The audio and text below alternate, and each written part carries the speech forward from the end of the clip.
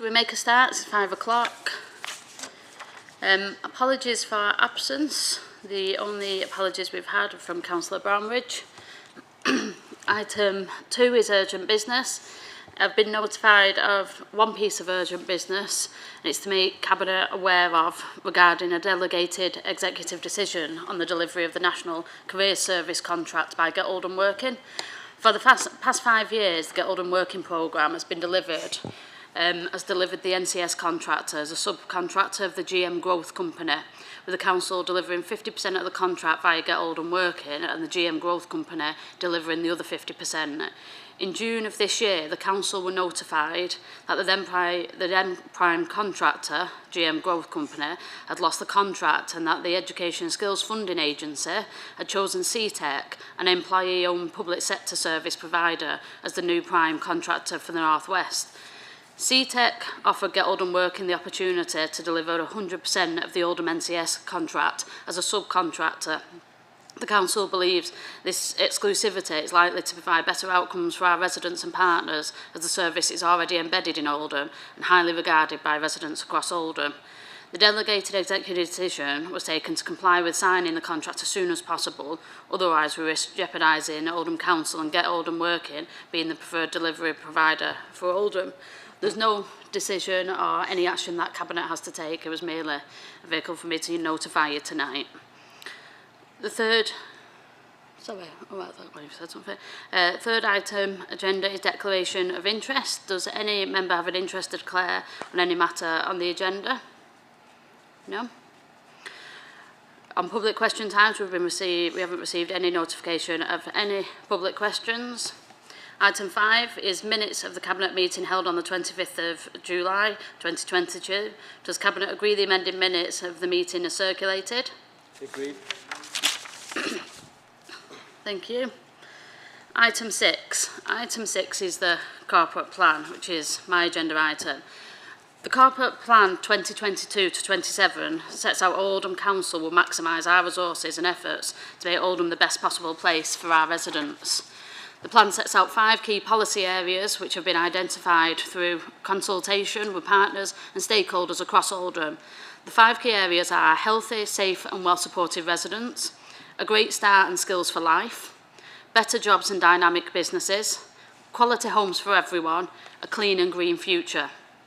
This plan places a heavy emphasis on one of my priorities as leader, and something that I know from talking with residents matters to each and every single person in the town, and that's children and young people. Adopting this corporate plan will ensure that all decisions, policies and strategies that Oldham Council produces over the next 5 years focus on creating the best possible outcome for the children and young people in our borough, as well as acknowledging the current and future challenges the cost of living crisis presents to us as a council, and how services across the council will be improved so that residents have a better experience when they deal with us as an organisation. Does Cabinet members have any questions or comments on the corporate plan? No? Can we agree the recommendations? Agreed. Thank you. Item 7 is amendments to the local planning scheme of delegation, which is again mine item. The proposed amendments to the local planning scheme of delegation aim to bring our framework up to date and reflect legislative changes. Amendments to the Council's local development framework scheme of delegation were last approved over a decade ago on the 14th of September 2011. The Cabinet report sets out exactly how and where the levels of decision-making required for documents prepared as part of and in support of the local plan are taken, and sets out the process for creating neighbourhood plans and the Brownfield Land Register. These decisions allow us as a council to support Oldhamers with the homes they need and they deserve, while ensuring that communities have a strong role to play in the changing nature of the places that they live. Does Cabinet have any questions or comments on this item? No? Do we agree the recommendations? Agreed. Thank you. Item 9 is Treasury Management Review 2021-22. Councillor Jabbar. Thank you, Leader. This report presents the Treasury Management outturn position for the financial year 2021-22. This report has been already considered by the Audit Committee at its meeting on the 21st of June. The Audit Committee has responsibility for scrutinising Treasury management activities. This is a technical report setting out compliance with the relevant Treasury management legislation and code of practice during the financial year 2021-22. It presents a range of indicators, including the Council's capital expenditure and financing during the year, the impact of expenditure on the Council's underlying level of debt, the Treasury management position at 31st of March 2022, and the investment and debt level at 31st of March 2022. It also provides a detailed commentary on the economy and the interest rate that impacts on the Treasury position. The recommendations are in the report for Cabinet to approve. Thank you. Does Cabinet have any questions or comments on the report? No? Do we agree with the recommendations? Agreed. Agreed. Thank you. Thank you. Item 9 is the Revenue Monitor and Capital Investment Programme 2022-23, Quarter 1. Councillor Jabbar. Thank you, Chair. Again, Chair, this is a finance report which deals with the monitoring of the revenue and the capital expenditure for the first 3 months of the financial year ending at the end of June 2022. We bring this report on a regular basis to Cabinet for approval. Chair, this report is rather different this year in the context of the economy that we've got in the country. Clearly, there's massive challenges that's going on, and there's impact of that in the position for the finance in the council.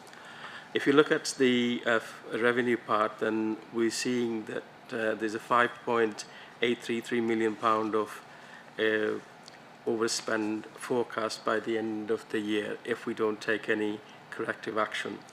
I'm hoping, however, though, that we will take management action to control this projected overspend. The main area for overspend are community health and adult social care and children's services. I think we know, Chair, over the last couple of years, certainly that's been an issue for us, and purely to do with demand that's out there. It's obviously, we've got 2 services, which is demand-led, and if there's a demand, then the council has a statutory responsibility to meet those demands, and therefore sometimes we're not able to control the expenditure. But colleagues are working to bring in the overspend under control.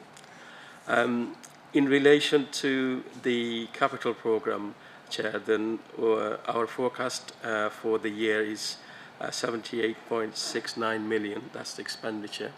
Again, it's a very early in terms of accurately predicting what will be happening, but any possible under expenditure in this budget will be carried on to the next year. So that's all I've got to say, Chair. I'm happy if any colleagues got any question either on the revenue report or the capital report for me to answer any question. Thank you, Chair.